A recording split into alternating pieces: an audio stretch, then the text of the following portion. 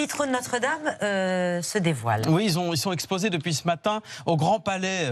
Ce sont pas tout à fait les vitraux, ce sont les maquettes grandeur nature. Vous voyez, 7 mètres de haut, imaginées et peintes par l'artiste Claire Tabouret. Les premiers visiteurs ont pu découvrir ces futurs vitraux au Grand Palais.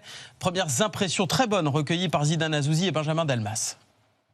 Merveilleux, à l'image de tout le travail de Claire Tabouret, de la couleur, de l'émotion, vraiment c'est magnifique. On s'est même demandé si les vitraux on les aimerait autant, tellement les peintures sont réussies. Vous imaginez déjà là à Notre-Dame? On y est déjà. Coloré, vivant, moderne, non, il n'y a rien à dire. Franchement, je ne comprends pas qu'il puisse y avoir une polémique quelconque.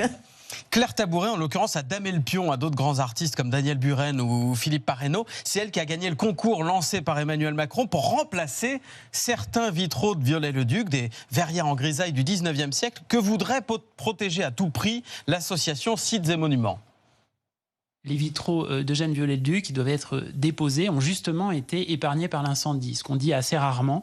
Donc il n'y a aucune raison en fait d'enlever en fait ces vitraux qui font pour nous partie de l'histoire du bâtiment. Si on veut ajouter une nouvelle strate en fait de création à Notre-Dame, c'est tout à fait possible, mais dans des emplacements qui sont disponibles et qui ne se font pas au détriment des autres strates patrimoniales.